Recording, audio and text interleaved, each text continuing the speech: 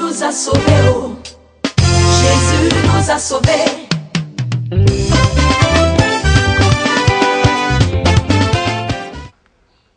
Je suis le grand missionnaire Joker Rocher. Je suis détenteur de la doctrine chrétienne pure essentielle qui sauve. Cette doctrine chrétienne pure prend en compte les vérités fondamentales, les vérités cachées, les ordonnances du Père et les recommandations du Seigneur Jésus. Aujourd'hui, je veux parler des vérités fondamentales. Je vais donner l'enseignement que j'ai reçu du Saint-Esprit. Je suis docteur documentaliste, je suis docteur de l'Évangile. J'ai fait des recherches avec mon patron, le Saint-Esprit. J'ai reçu la connaissance avancée. Et cette connaissance, je souhaite, mon désir ardent, c'est que cette connaissance puisse tourner, puisse aller jusqu'aux confins de la terre pour que tous les humains qui sont chrétiens puissent savoir cette connaissance, avoir cette connaissance qui va leur permettre de faire une adoration en esprit et en vérité que le Dieu créateur tout-puissant agrée. Alors, sans plus tarder, nous allons aller dans la Bible. Je vais vous lire les versets. Les 7 vérités fondamentales sont citées. Si vous savez ces vérités, si vous ne savez pas grand chose encore, vous pouvez adorer Dieu pour partir, surtout à partir du Nouveau Testament. Quand j'ai commencé à marcher avec Dieu, j'ai dit que je voulais la vérité, rien que la vérité. Je voulais savoir la vérité. Je voulais faire des recherches doctrinales pour être fort en esprit.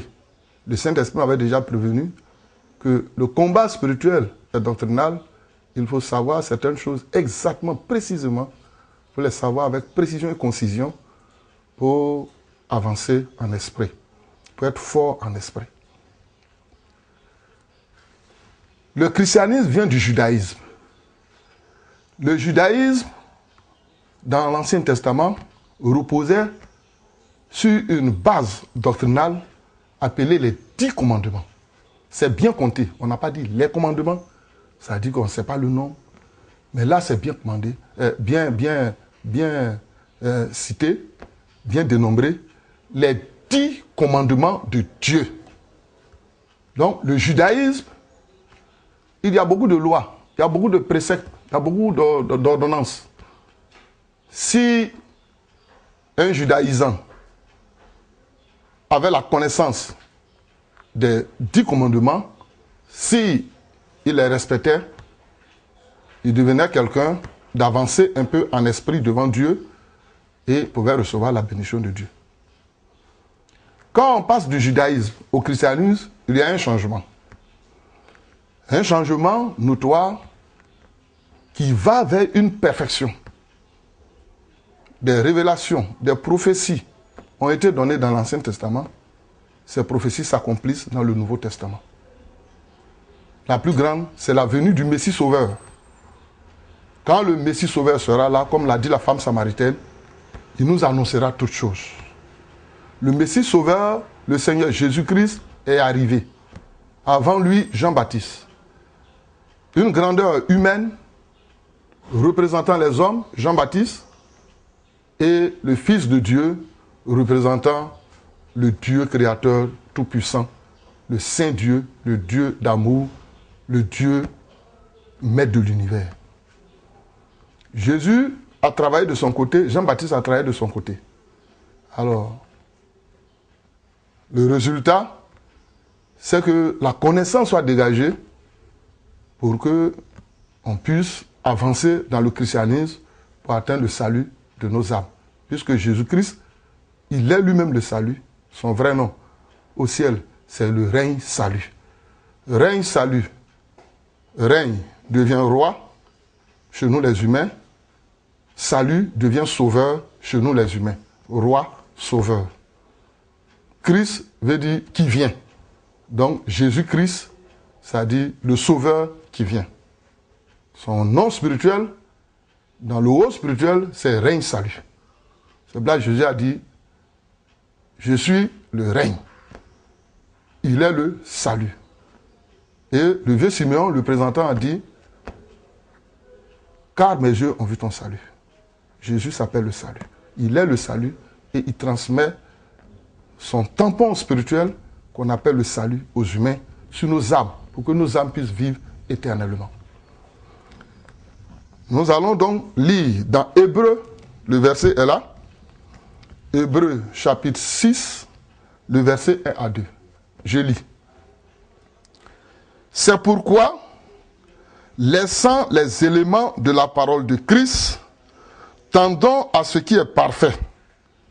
J'avais une ancienne Bible dans laquelle il était écrit, c'est pourquoi, laissant l'enseignement élémentaire, tendons à l'enseignement parfait. On ne va pas se prononcer sur les mots, qu'on dise enseignement élémentaire, qu'on dise les éléments de la parole de Christ. Ce n'est pas là qu'il faut s'arrêter, il faut continuer. Mais ça veut dire la même chose. Il y a donc un enseignement élémentaire et un enseignement de perfection. Je reprends. C'est pourquoi, laissant les éléments de la parole de Christ, tendons à ce qui est parfait.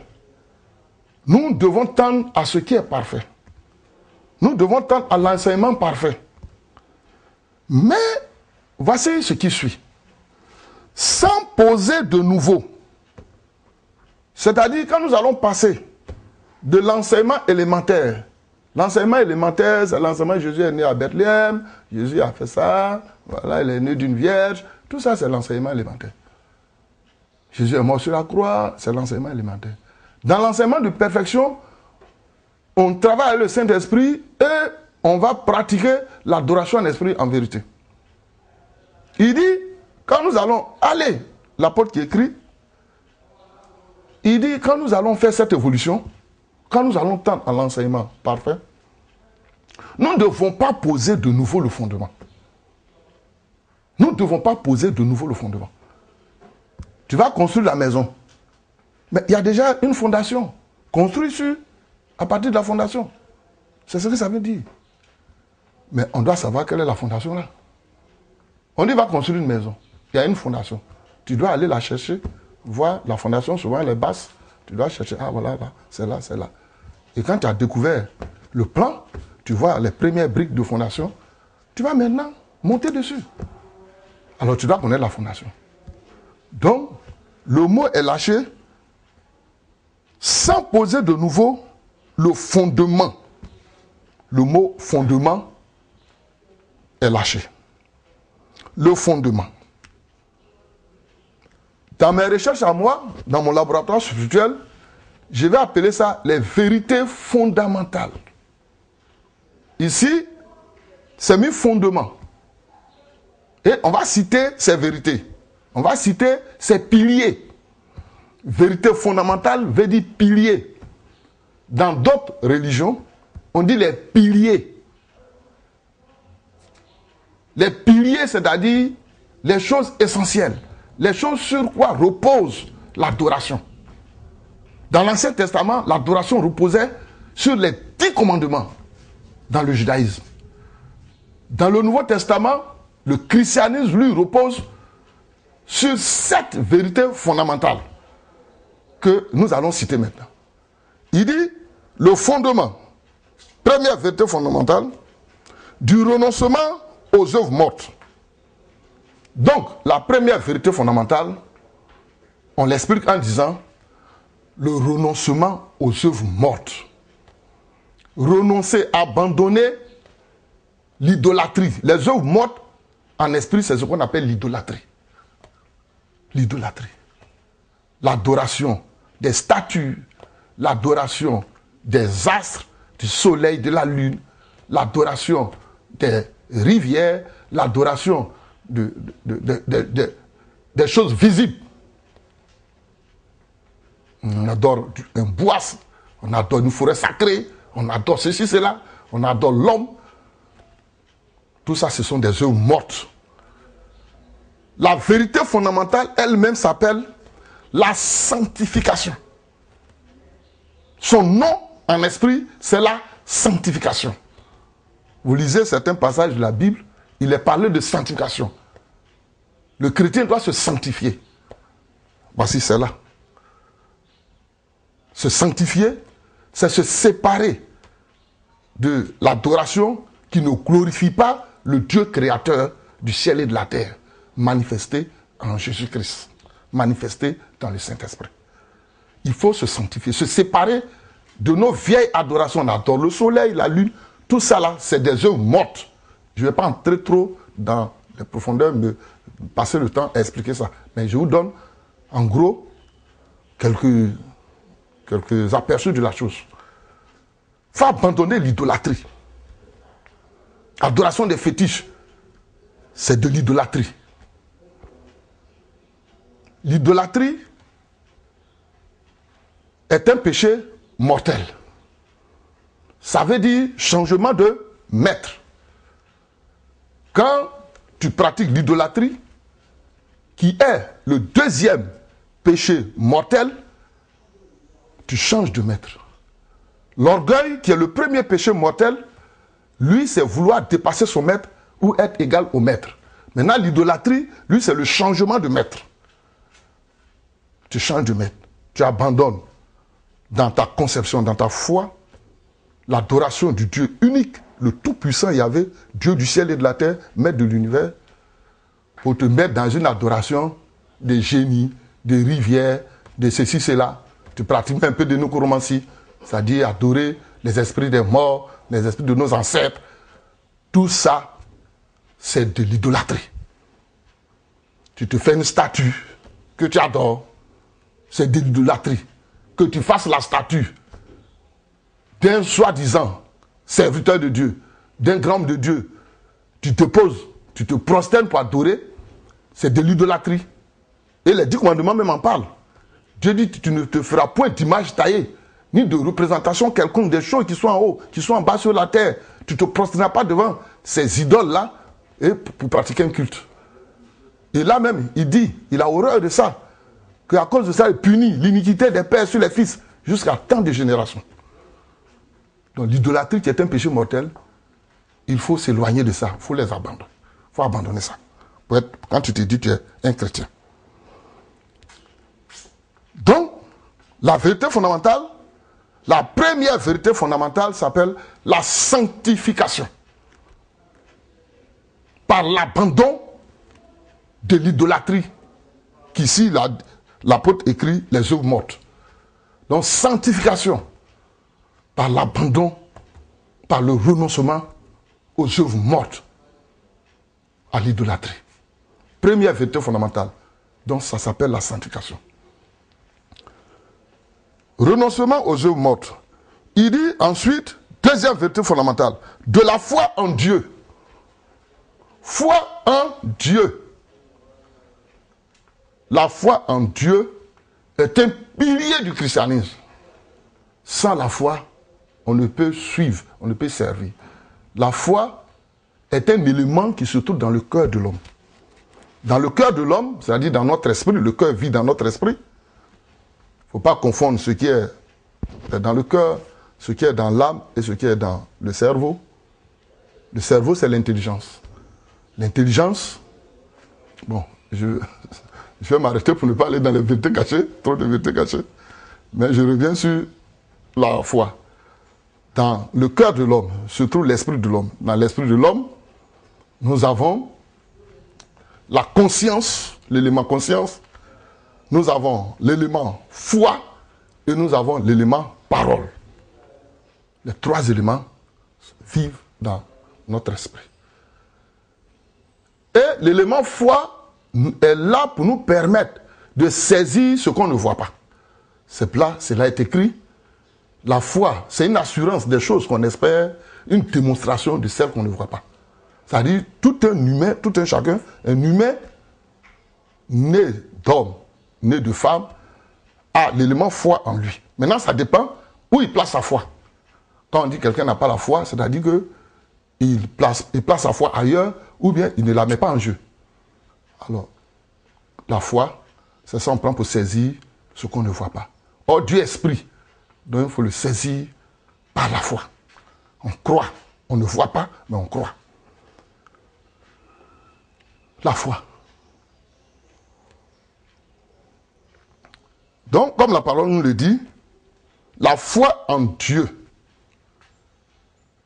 Si tu as la foi en Dieu, en esprit, tu atteins la vérité fondamentale elle-même. Son nom, c'est la justification. Celui qui a foi en Dieu est justifié. Ce n'est pas parce que il ne fait pas de péché, mais le fait qu'il croit en Dieu, il se met dans le camp de Dieu. Déjà, pour Dieu, c'est injuste, qui va parcourir maintenant du chemin. C'est comme quand un enfant va à l'école, on l'appelle un élève. Ça ne veut pas dire qu'il a des diplômes, mais ça veut dire que déjà, il est sur le chemin de la connaissance, d'acquérir de la connaissance, d'acquérir de l'enseignement intellectuel pour devenir quelqu'un plus tard. Donc, la foi en Dieu est une vérité fondamentale. Et c'est la deuxième. La première, c'est la sanctification. La deuxième, c'est la justification. Donc nous sommes justifiés par la foi en Dieu. Et si on va plus loin, on dira foi en Dieu et en un seul médiateur, Jésus-Christ, qui a sauvé l'humanité. Qui est notre référence à tous. Les anciens se réfèrent au Messie qui va venir. Nous qui venons après, nous nous référons au Messie qui est déjà venu. Et comme cela a été, dans la science nous enseigne, tant d'années avant Jésus-Christ, tant d'années après Jésus-Christ, parce que Jésus est le pilier central de l'humanité. Deuxième vérité fondamentale, donc, c'est la foi en Dieu, c'est-à-dire la sanctification. Son nom, la vérité, en esprit, dans le haut spirituel, dans les vérités cachées même, on appelle ça la justification. Donc, après la sanctification, la première vérité fondamentale, nous avons la justification, la deuxième vérité fondamentale. Après ça, quand on continue, on dit, après la foi en Dieu, on dit de la doctrine des baptêmes. On n'a pas dit la doctrine du baptême. On dit doctrine des. Des, c'est-à-dire, c'est au pluriel. Minimum 2. Pourquoi on dit des? Effectivement, en esprit, après la foi en Dieu, l'homme qui a mis sa foi en Dieu va maintenant vers les eaux du baptême. Il prend l'engagement pour aller aux eaux du baptême. Il prend l'engagement d'aller vers Dieu. Il va atteindre donc la vérité fondamentale qu'on appelle la repentance. La repentance. Donc, repentance, la repentance est la troisième vérité fondamentale. C'est le troisième pilier du christianisme. Premier pilier, je reprends, sanctification par le renoncement aux œuvres mortes. Deuxième pilier, justification par la foi en Dieu et foi en un seul médiateur, sauveur, le Seigneur Jésus-Christ. Troisième vérité fondamentale, repentance, ayant pour symbole le baptême d'eau par immersion dans les eaux naturelles. Le baptême d'eau. Le baptême d'eau, comme cela est écrit, Jean dit, moi je vous baptise d'eau en vue de la repentance. Le but à atteindre, c'est la repentance. La vérité fondamentale s'appelle la repentance. Maintenant, son symbole, son signe, c'est le baptême d'eau par immersion dans les eaux naturelles. Dans le baptême d'eau, l'homme va vers Dieu. Et c'est Dieu qui accueille. Dieu a créé de l'eau naturelle. Donc, il te reçoit dans son eau naturelle. Dieu a de l'eau. Donc, il te reçoit dans son eau naturelle. Il ne faut pas aller faire une piscine. Lui, dans le baptême d'eau, l'homme fait un pas vers Dieu. Dans le baptême Saint-Esprit, maintenant Dieu vient vers l'homme. Voilà comment ça, il faut comprendre la chose. Donc, quand tu vas vers Dieu, Dieu t'accueille. Aujourd'hui, si moi je vais chez vous, vous allez me recevoir. Si vous voulez me recevoir sur votre petite paillote, si vous voulez me recevoir au salon, ça dépend de vous. Celui qui reçoit, c'est lui qui fixe les conditions d'accueil. Et Dieu a de l'eau. Il a créé de l'eau naturelle. Vous voulez que il vous parle de piscine. Les piscines sont faites de main d'homme. Carreaux, l'eau, javelisée et autres. Dieu n'a pas besoin de ça. Dans le baptême d'eau, tu vas vers lui. Et lui, le Créateur, il te reçoit. Quand tu vas aller au paradis là-bas, là, quand tu vas entrer dans le royaume des cieux, là, tu crois que c'est pas qu'il va aller construire ton logement? Tu vas arriver, Dieu a tout fait. On va te remettre les clés, va habiter. Alléluia. Alors, dans cette vérité fondamentale, cette troisième vérité fondamentale, tu prends l'engagement d'aller vers Dieu. C'est pour ça qu'on dit le baptême d'eau, c'est l'engagement. C'est un engagement. La vérité fondamentale s'appelle donc la repentance. Donc, repentance ayant pour symbole le baptême d'eau par immersion dans les eaux naturelles. Voici l'enseignement que j'ai reçu du Saint-Esprit. Il ne m'a pas parlé de l'eau, de puits, de ceci, cela, de citernes. Il y avait une piscine, la piscine de Bethesda. Aucun baptême n'a été fait dedans. Le baptême se faisait au Jourdain, dans les eaux naturelles, et dans d'autres eaux naturelles. Jean-Baptiste, quand il est venu, c'était au Jourdain. Et le baptême d'eau doit se faire dans les conditions naturelles. C'est pour ça que Dieu a voulu que celui qui va sortir cette vérité fondamentale, le grand Jean-Baptiste, il vive dans des conditions naturelles. Il mange ce qui est naturel. Pour lui montrer que tu vas faire un travail naturel. Tu dois toi-même être naturel pour faire un travail naturel. Alors, Jean-Baptiste qui a envoyé le baptême d'eau, il l'a fait, il a vécu lui-même dans des conditions naturelles, habillé de peau d'animaux. Il mangeait du miel et du soleil sauvage, peut-être même des fruits encore ajoutés. Toi, demain matin, tu t'as fait une piscine carrelée parce que tu dis les eaux naturelles sont souillées. Mon frère, Dieu lui veut son eau naturelle.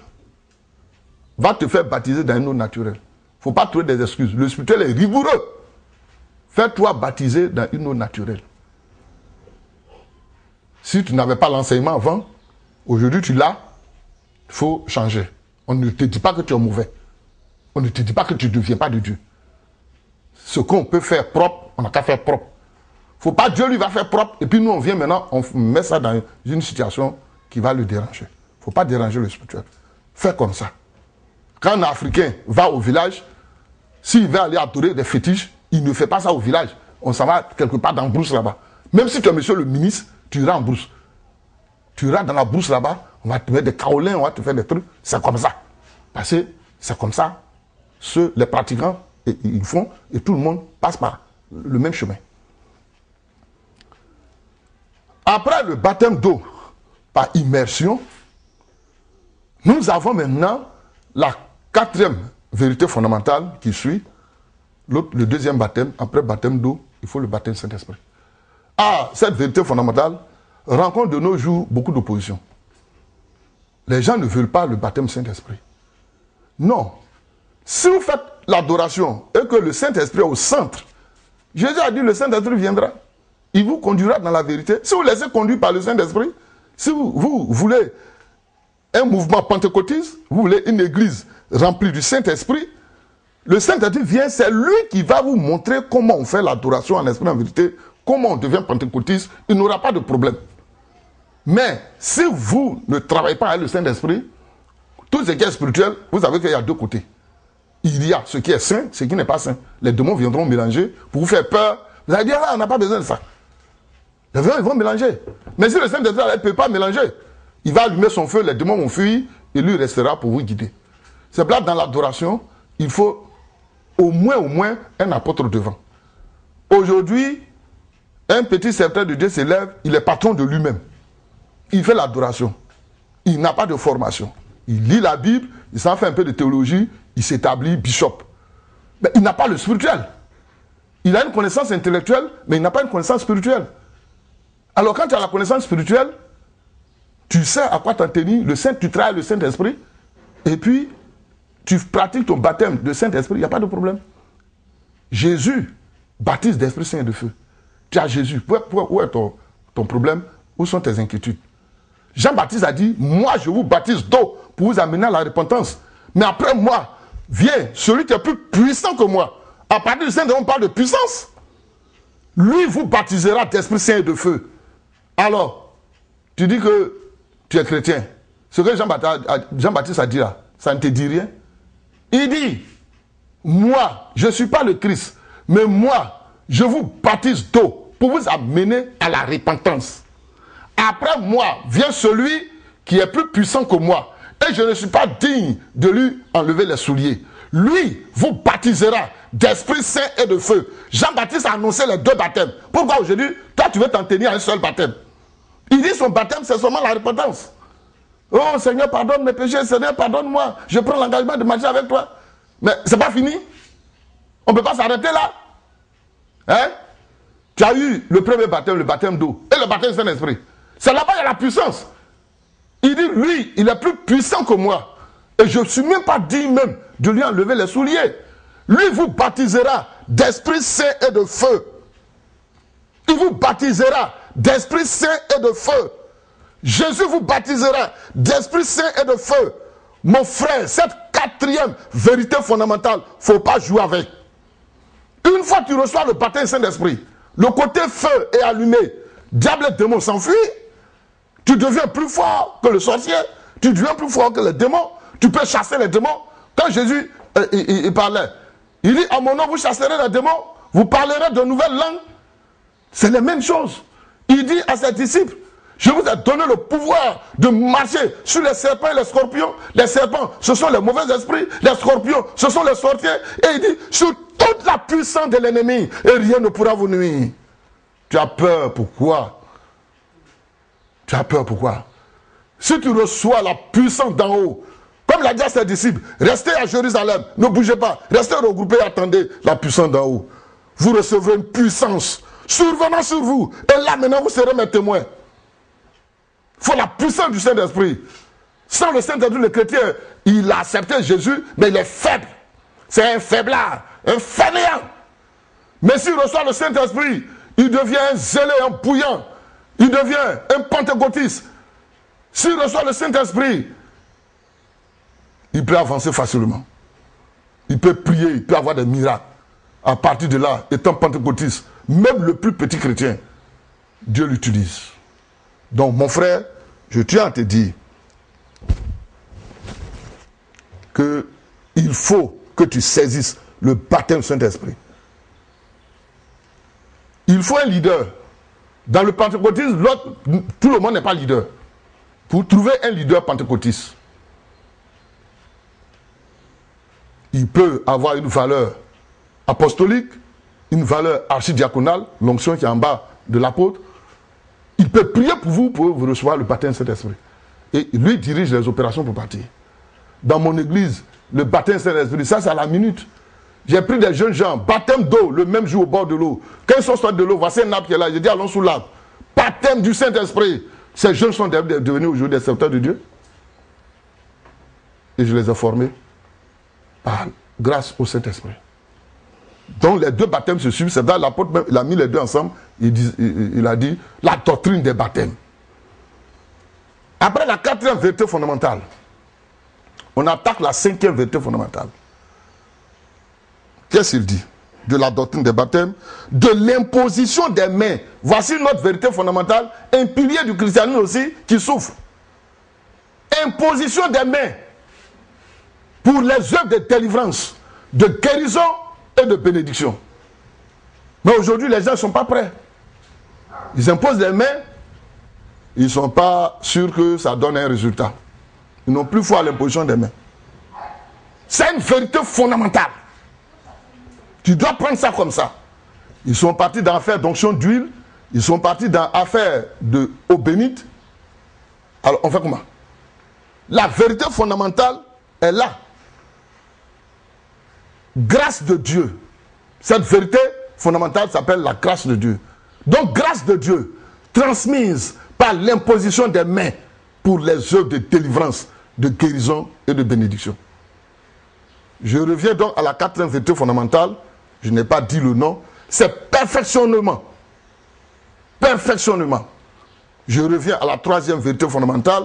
Repentance, ayant pour symbole le baptême d'eau par immersion. Je reviens à la deuxième vérité fondamentale. Justification par la foi en Dieu.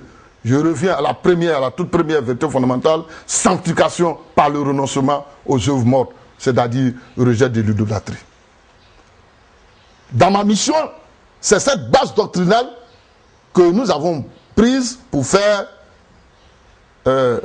nos papiers, les papiers pour faire, comment on appelle ça, l'agrément, la demande d'agrément. Ma base doctrinale est biblique. Beaucoup d'églises, leur base doctrinale, nous croyons aux anges, nous croyons en temps, nous entendons, ce n'est pas biblique. La base doctrinale ne repose pas sur les vérités fondamentales. Ça repose sur des choses qu'eux-mêmes ont conçues.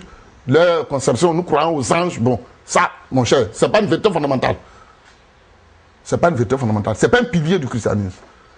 Les piliers du christianisme sont là. C'est ça qu'on appelle la base doctrinale. Les 7 vérités fondamentales constituent la base doctrinale du christianisme. Si ton christianisme ne repose pas sur ça, ça devient faible. Il y en a qui ont, pour base doctrinale, nous faisons le jeûne. Bon, quel jeûne? Le jeûne est un exercice spirituel. Si tu ne sais pas ça, il y a 7 exercices et le jeûne est le dernier exercice spirituel, le 7e exercice spirituel. Ce n'est pas une vérité fondamentale. Tu peux jeûner, tu n'as pas jeûné, s'en fout. Ce qu'il faut savoir, c'est ça. C'est ça là qui t'envoie vers ton salut. Il y a des gens qui n'ont jamais jeûné, mais ils sont chrétiens et ça marche. Il faut savoir ce qui est essentiel. La prière, c'est un exercice spirituel. La louange, c'est un exercice spirituel. L'écoute de la parole de Dieu, c'est un exercice spirituel. La méditation, c'est un exercice spirituel. Mais ce ne sont pas des vérités fondamentales. Il ne faut pas confondre exercice spirituel et vérité fondamentale. C'est les vérités fondamentales, ça. C'est cité le fondement. Ça est dans la Bible. Hébreux, chapitre 6, verset 1 à 2. Je te le dis, c'est ça, les vérités fondamentales. La base doctrinale du christianisme est là. La base doctrinale du christianisme repose sur 7 vérités fondamentales. Et il faut les connaître. Tu es chrétien, il faut savoir ça. Dans d'autres régions, quand les gens arrivent, c'est ça, mais on les enseigne premier. Dans l'islam, par exemple, on enseigne les piliers de l'islam. Quand tu es chrétien, tu ne connais même pas tes piliers. Tu ne connais pas tes piliers. Et c'est toi qui joues le grand chrétien. Dimanche, c'est toi qui prêches. C'est toi qui exhortes. Tu te fais le puriste. C'est toi qui as tous les titres. Tu es bishop, tout et tout. Tu ne connais pas les vérités fondamentales. Ce n'est pas des injures qu'ils te lancent. Tu n'es pas spécialiste de la doctrine. Ce n'est pas ton travail. Moi, je fais mon travail. Étant spécialiste de la doctrine, je dois te dire, mon frère, voici les vérités fondamentales. Si tu penses que c'est un plus que je t'apporte à cet instant, prends ça. Si tu ne comprends pas, tu n'es pas d'accord, va, prie, demande à Dieu. Ce que Joker Rocher vient de prêcher sur les antennes, ça vient de toi, bien ça ne vient pas de toi. Le patron de ça s'appelle Monsieur le Saint-Esprit. Une partie de Dieu qui est venu sur terre solennellement le jour de la Pentecôte. Il te dira, cet enseignement ne vient pas de lui, c'est un humain comme toi. Mais cet enseignement vient de moi, le Saint-Esprit. Le Saint-Esprit te répondra. Si c'est Jésus aussi qui te répond, il va te dire, c'est pas ce que j'ai dit. Quand le Saint-Esprit viendra, il vous conduira dans la vérité. Joker Rocher a saisi le Saint-Esprit et c'est le Saint-Esprit qui lui a montré ces choses-là. Prends ça et évolue. Pour devenir, si tu veux un bishop, un pasteur, un évangéliste, une grandeur, pour devenir un homme fort en esprit, un homme qui travaille et qui donne de puissants témoignages au nom de Jésus. Donc je reprends, je récapitule. Première vérité fondamentale, sanctification. Deuxième vérité fondamentale, justification. Troisième vérité fondamentale, repentance. Quatrième vérité fondamentale, perfectionnement. Perfectionnement. J'ai oublié de dire le mot, la vérité fondamentale. Ça s'appelle le perfectionnement. Perfectionnement par le baptême du Saint-Esprit. Une fois le Saint-Esprit entre en toi, il vient t'habiter, il va te perfectionner, il va te faire naître de nouveau, il va te transformer. Et là, tu deviens un chrétien spirituel, un chrétien charismatique. Il va te transmettre des dons et tu pourras faire l'œuvre de Dieu. C'est important. Aujourd'hui, je vois des gens qui se disent serviteurs de Dieu. Quand tu parles du baptême Saint-Esprit, ils disent, ah non, ça c'est quoi encore? Mais c'est quoi où? Les apôtres ont reçu le baptême Saint-Esprit le jour de la Pentecôte. Quand tu n'as rien reçu, tu es vide, et puis c'est toi. Tu penses que c'est littérature? Quand tu vas arriver au village, mon frère africain, les sorciers vont jouer avec toi. Tu es chrétien, mais les sorciers peuvent t'atteindre. Mais si tu as reçu le baptême du Saint-Esprit, qu'un sorcier s'approche de toi en esprit, le Saint-Esprit allume son feu. Et ce que Jean-Baptiste a dit, il dit vous baptiserez d'Esprit Saint. Esprit Saint, ça dit côté parole et feu pour te protéger, pour te défendre. Alors c'est ça. Il faut avoir donc le baptême du Saint-Esprit. Donc, le baptême du Saint-Esprit, c'est le perfectionnement du chrétien par le baptême du Saint-Esprit. Maintenant, cinquième vérité fondamentale, grâce de Dieu transmise par l'imposition des mains pour les œuvres de délivrance, de guérison et de bénédiction. Sixième vérité fondamentale. Sixième. C'est la récompense maintenant. Quand tu as évolué jusqu'à là, tu vas atteindre maintenant la récompense. La sixième vérité fondamentale. Et nous lisons. Après l'imposition des mains, on dit de la résurrection des morts. La résurrection des morts, c'est une vérité fondamentale. Résurrection des morts. Pourquoi résurrection des morts? Rétribution. C'est pour la récompense du chrétien. Donc, rétribution ou récompense du chrétien par la résurrection des morts. Et ici, les morts, c'est les morts en Christ. Et comme Dieu, dans ces derniers temps, a fait une grande conception, il va prendre tous les hommes. Donc, résurrection, pour que les humains, tous les humains soient auprès de lui. Pour qu'il puisse mener son combat contre le diable.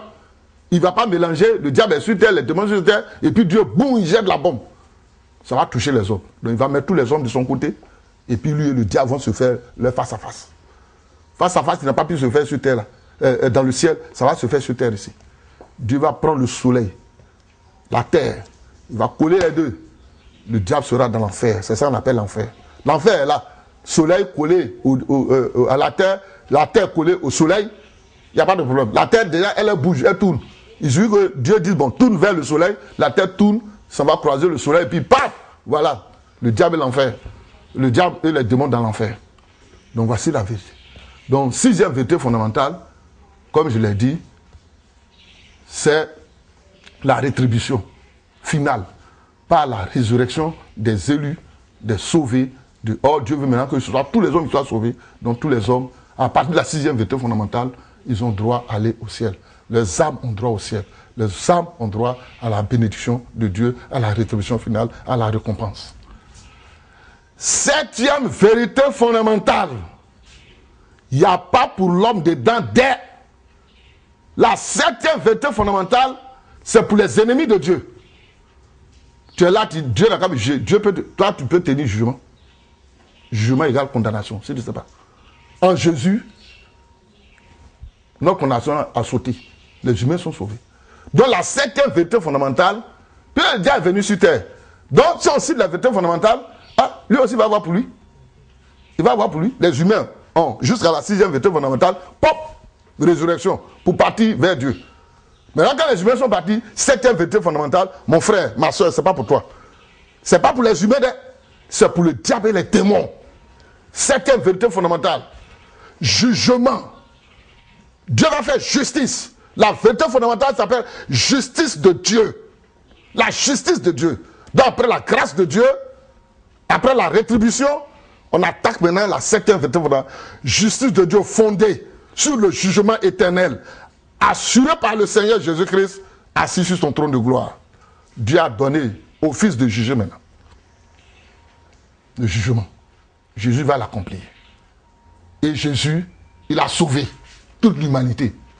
Il n'est pas venu pour nous juger. Il est venu pour nous sauver. Son titre de sauveur, là, c'est ça qu'il va mettre en jeu. Tu es pécheur ou tu n'es pas pécheur, c'est pas son problème. Le travail qu'il a fait, c'est pour les pécheurs. Et tous les humains sont pécheurs en esprit. Aujourd'hui, tu mets boubou blanc, tu mets cravate, alors tu n'es pas pécheur. Nous tous, toute la race humaine a péché. Et Jésus, le sacrifice qu'il a fait, c'est puissant dans le passé, c'est puissant dans le présent, c'est puissant dans l'avenir. Tous les humains sont sauvés. Tu ne crois pas en Jésus. C'est ça qui pose le problème. Mais Dieu a prévu. À partir du baptême Saint-Esprit, il va te transmettre le don de foi. Quand tu as reçu le don de foi, tu vas croire en Jésus. Si tu n'as pas pris ça de ton vivant, en dernière minute, il va te donner. Quand son temps va arriver où Jésus va apparaître sur les nuées, À ce moment-là, le Saint-Esprit va se mettre en activité. Il va se mettre en branle. Il va transmettre le don de foi. Cela est écrit dans Éphésiens. C'est par la foi. C'est par la grâce que nous sommes sauvés. Par le moyen de la foi. Cela ne vient pas de nous les hommes. C'est le don de Dieu. Donc tous les hommes vont recevoir le don de foi. Les vivants reçoivent. Ceux qui sont dans l'au-delà reçoivent. Et puis tout le monde, Jésus, Seigneur, sauve, sauve. Tout le monde lève les bras vers Jésus. Et pape, tout le monde va partir auprès de Jésus pour s'envoler vers le ciel. Septième vérité fondamentale. Les humains sont partis, non? Septième vérité fondamentale. Pour le diable et les démons. Justice de Dieu, fondée sur le jugement éternel, assuré par le Seigneur. Jésus prend ses enfants pour partir, tous les humains pour partir. Maintenant, la septième vérité fondamentale va s'appliquer. Mon frère, tu n'es pas né pour être brûlé dans le feu. Dieu n'a jamais fait sa programmation. Tu es péché, il s'en fout. Il a traité le problème de péché en Jésus. Il a fait le sacrifice pour ça. Comment veux-tu qu'il aille te brûler encore? Ou bien ce n'est pas le grand Dieu que tu veux. Ou bien ce n'est pas le Dieu d'amour. Tu as oublié qu'il est le Dieu d'amour. Il va te montrer son amour en dernière minute en te prenant. L'un des brigands était sauvé. Quand il a reçu le don de foi, il a dit à Jésus, souviens-toi de moi quand tu viendras dans ton règne. Jésus a dit, aujourd'hui même, tu seras avec moi dans le paradis. Il est passé de l'état de brigand, de pécheur impardonnable, à l'état d'un homme prêt pour s'envoler vers le ciel. Voilà. La maquette a été faite. Une expérience a été faite. Si le Saint-Esprit transmet le don de foi, voici le résultat. Maintenant, ce qui a été fait sur un seul brigand, si on l'étale à tous les brigands, ce qui a été fait sur un brigand, si on l'étale à tous les malfaiteurs de la terre, si on l'étale à tous les hommes de la terre, à toutes les femmes de la terre, la même chose va s'accomplir, mon frère. La même chose va s'accomplir. Tous les humains pourront dire, Jésus, souviens-toi de moi quand tu viendras dans ton règne. Et Jésus leur dira, à ce jour où je suis en gloire, rien dans ma souffrance même, où les hommes me condamnaient, où je souffrais, j'ai sauvé. Ce n'est pas aujourd'hui où je suis dans ma gloire. Je suis le roi des rois. Je suis le roi du ciel et de la terre que je ne vais pas te sauver. Il va dire, monte mon fils, ton âme s'envole vers Jésus. Alléluia. Voici, vérité fondamentale, mélangée un peu à vérité cachée. Mon frère, il faut savoir que Jésus t'aime. Il faut savoir que le Saint-Esprit t'aime. Il faut savoir que Dieu le Père t'aime. Donc, les 7 piliers, les 7 éléments clés du christianisme sont là. Hébreu, n'oublie pas le passage, hein. Hébreu, l'épître aux Hébreux, chapitre 6, versets 1 à 2. C'est écrit noir sur blanc. C'est pas moi qui te parle, c'est pas moi qui ai écrit ça. C'est pas moi, c'est écrit, j'ai trouvé ça. Ça est dans la Bible. J'ai fait des recherches, le Seigneur m'a dit, la base doctrinale du christianisme est dans la Bible. Trouve-la. J'ai lu toute la Bible pour la trouver. Donc, on parle des 10 commandements. Dieu a perfectionné les 10 commandements en 7 vérités fondamentales. Dans les 10 commandements, tu lis la loi, mais tu n'as pas l'aide du Saint-Esprit. Ici, à partir de la 4e vérité fondamentale, tu reçois le baptême du Saint-Esprit. Tu es aidé par le Saint-Esprit pour évoluer, pour partir. Tu ne vois pas que c'est puissant, ça? On ne respecte pas, on n'a pas pu respecter les 10 commandements. Dieu a perfectionné. Il envoie l'aide du Saint-Esprit. Nous devons saisir ça. Que le Seigneur vous bénisse. Ce que je vous ai dit là, c'est la doctrine chrétienne pure, essentielle qui sauve. Elle sauve tous les humains. Tu es brigand, tu es sauvé. Prisonnier, tu as droit au salut. Tu es ministre, tu as droit au salut. Président de la République, tu as droit au salut. Tu es manœuvre, tu as droit au salut. Tu es noir, tu as droit au salut. Tu es asiatique, tu as droit au salut. Tu es blanc, tu es américain, français, tout. Tous les humains, esquimaux, tu as droit au salut. Tu es un être humain, non? Tu sais que tu es un être humain, mais tu as droit au salut. Si tu es chimpanzé, tu es un animal, tu n'as pas droit au salut. Tu es boubou, tu n'as pas droit au salut. Tu es gorille fâché, tu n'as pas droit au salut. Mais si tu es un humain, sache que dans ces derniers temps, comme Dieu l'a dit, je répandrai de mon esprit sur toute chair. Vos fils, vos filles prophétiseront. Dieu va reprendre son esprit. Il va démontrer son amour pour tous les hommes sans exception. Tous les hommes. Dieu aime tout le monde. Il te prend. Tu es pour lui. Considère-toi créature de Dieu. Considère-toi héritier de Jésus-Christ. Considère-toi enfant de Dieu. Tu es pour Dieu, le Créateur, et non pour le diable. Tu ne ressembles pas au diable, ni au démon, mais tu ressembles au Dieu Créateur. Tu lui coûtes cher. Tu es son enfant. Tu es son héritier. Voilà. Tu auras partage avec lui. Que le Seigneur vous bénisse. Que le Seigneur vous bénisse. Amen.